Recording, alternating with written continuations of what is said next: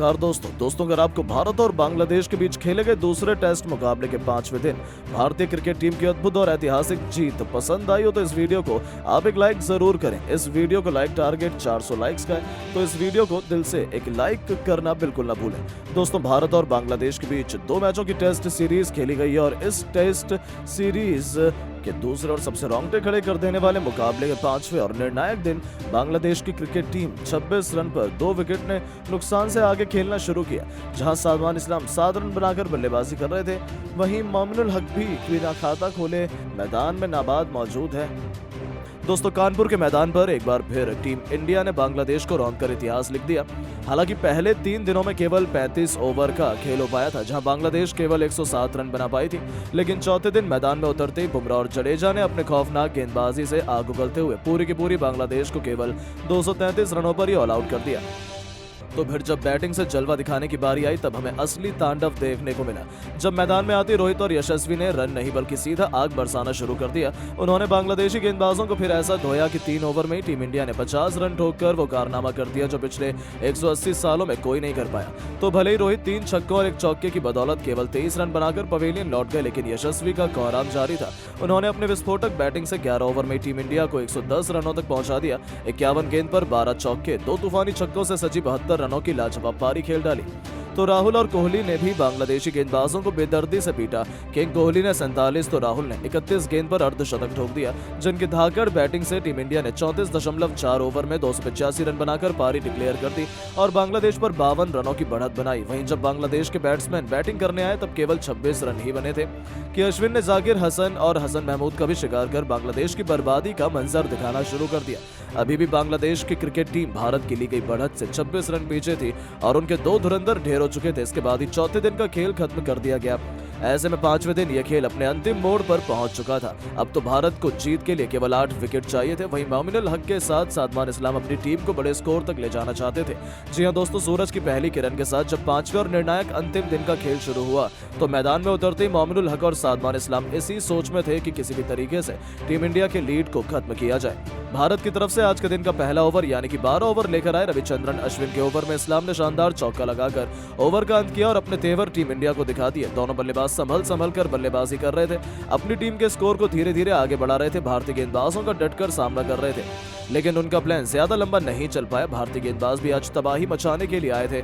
भारत की तरफ से 14वां ओवर लेकर आए अश्विन। इस बार उन्होंने अपना शिकार ओवर की तीसरी गेंद पर मोमिनुल हक को बना लिया और राहुल के हाथों कैच पकड़वाकर भारतीय टीम को तीसरी सफलता 36 रनों के स्कोर पर दिला दी। मोमिनुल हक अपनी टीम के लिए केवल 2 रन बनाकर पवेलियन लौट गए। अब मैदान पर सादमान इस्लाम का साथ देने के लिए खुद कप्तान नजमुल हुसैन शांतो आ चुके थे। इन दोनों खिलाड़ियों के कंधों पर टीम की बड़ी जिम्मेदारी आ चुकी थी। अभी भी बांग्लादेश की टीम 16 रनों से पीछे चल रही थी। ऐसे में ये दोनों बल्लेबाज धीरे धीरे टीम के स्कोर को आगे पहुंचाने के लिए पूरी कोशिश कर रहे थे। 15 ओवर में बांग्लादेश का 36 रनों तक स्कोर पहुंच गया। भारतीय गेंदबाज खतरनाक गेंदबाजी कर रहे थे। बांग्लादेश के बल्लेबाजों को बिल्कुल भी रन बनाने का मौका नहीं दे रहे थे। एक तरफ से बुमराह तो दूसरी तरफ से अश्विन की खतरनाक गेंदबाजी देखने को मिल रही थी। भारतीय कप्तान रोहित शर्मा को लगातार विकेट की तलाश थी, लेकिन दोनों बल्लेबाज संभल कर खेल रहे थे। उन्होंने एक मजबूत साझेदारी का निर्माण करना शुरू कर दिया था जो टीम इंडिया की टेंशन बढ़ाना शुरू कर दी थी। कप्तान रोहित शर्मा विकेट की तलाश में एक बार फिर बॉलिंग स्पेल में बदलाव किया। इस बार जसप्रीत बुमराह की जगह पर उन्होंने गेंद मोहम्मद सिराज को थमाई, पर दूसरी गेंद पर सिंगल लेकर दोनों बल्लेबाज ने अपनी टीम को 50 रनों के पार पहुंचा दिया। 19 ओवर तक बांग्लादेश की टीम ने 50 रन 3 विकेट पर बना लिए। इन दोनों खिलाड़ियों के बीच एक अच्छी साझेदारी बनती हुई दिखाई दे रही थी और इसी साझेदारी को तोड़ना भारतीय कप्तान के लिए बेहद अहम जिम्मेदारी थी। इसीलिए लगातार ओवर रोहित शर्मा अश्विन से करा रहे थे। विकेट निकालना टीम इंडिया के लिए बहुत मुश्किल हो रहा था। इस्लाम अपनी टीम के लिए तेजी से रन बना रहे थे। 20वां ओवर लेकर आए अश्विन ने ओवर की 5वीं गेंद पर इस्लाम ने शानदार चौका जड़कर अपनी टीम के स्कोर को तेजी से आगे बढ़ाया और बांग्लादेश यहां पर अब बढ़त बनाती हुई नजर आने लगी। भारत की तरफ से 22वां ओवर लेकर आए एक बार फिर अश्विन, लेकिन उनका स्वागत इस बार इस्लाम ने पहली गेंद पर शानदार चौका लगाकर किया। इसके बाद भी वो रुकने का नाम नहीं लिया। दूसरी गेंद को भी चौके में तब्दील कर दिया और अपनी टीम के स्कोर को रॉकेट की रफ्तार की तरह आगे बढ़ाने लगे। 22 ओवर में बांग्लादेश का स्कोर 3 विकेट पर 69 रनों तक पहुंच गया। 23वां ओवर लेकर आए सिराज का स्वागत भी इस्लाम ने चौके से कर टीम इंडिया की टेंशन बढ़ाना शुरू कर दी। सिराज के तो वो पीछे ही पड़ गए थे। 25वें ओवर में एक बार फिर सिराज को बेदर्दी से पिटाई करते हुए इस्लाम ने एक के बाद एक 2 खतरनाक चौके लगाए। उनके विस्फोटक बैटिंग का नतीजा हुआ कि 26 ओवर में ही बांग्लादेश ने 86 रन बना लिए थे। 5वें दिन के पहले सेशन में बांग्लादेश पूरी तरह से हावी नजर आ रही थी। जिस तरह से बांग्लादेश का स्कोर आगे बढ़ रहा था वो देखकर तो यही लग रहा था कि 150 से 200 रन टीम इंडिया को लक्ष्य के रूप में बांग्लादेश की टीम दे सकती है। लेकिन भारतीय गेंदबाजों के होते हुए बांग्लादेश का राज हो जाए ऐसा तो पॉसिबल ही नहीं है। तभी तो 28 ओवर में एक बार फिर से सर रविंद्र जडेजा का जादू सर चढ़कर बोलता है और इस खिलाड़ी ने अपनी फिरकी के जाल में बांग्लादेशी कप्तान नजमुल हुसैन शांटो को क्लीन बोल्ड कर बांग्लादेश को चौथा झटका दे दिया था। जहां संतो के तो पल्ले ही नहीं पड़ी गेंद कहां से आई और कहां से उनका विकेट उखाड़ कर चली गई। संतो इस मैच में 19 रन बना पाए तो हालांकि दूसरी तरफ से मैदान में डटकर बैटिंग करते हुए सादमान इस्लाम ने अपनी हाफ सेंचुरी पूरी कर ली थी। यह खिलाड़ी अकेले टीम इंडिया की नाक में दम किए हुए था। लेकिन अब बारी थी भारतीय गेंदबाजों के आक्रमण की। जहां उनकी 50 पूरी होते ही आकाशदीप के तूफान में यह खिलाड़ी अपने घुटने टेक बैठा। जहां यशस्वी जायसवाल ने उनका लाजवाब कैच लपक कर सबसे बड़ी मछली को अपने जाल में फंसाया और बांग्लादेश को 5वां सबसे बड़ा झटका दे दिया था। जहां इस्लाम 50 रनों की खतरनाक पारी खेलकर पवेलियन लौट जा गए तो उनके आउट होने के बाद लिटन दास मैदान में खड़े भी नहीं हो पाए थे कि रविंद्र जडेजा ने उन्हें भी ऋषभ पंत के हाथों कैच आउट करवाकर बांग्लादेश के बैटिंग क्रम को पूरी तरीके से तहस नहस करके रख दिया।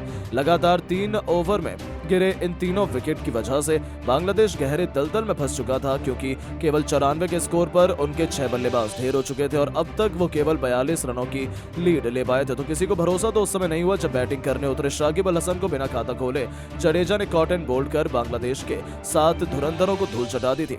पिछले 4 ओवर में पूरी तरीके से मैच टीम इंडिया की तरफ आ चुका था। ऐसा लग रहा था कि अब तो लंच से पहले ही टीम इंडिया ये टेस्ट मैच जीत जाएगी। हालांकि मुशफिकुर रहीम और मेहदी हसन मिराज के इरादे तो कुछ और ही थे।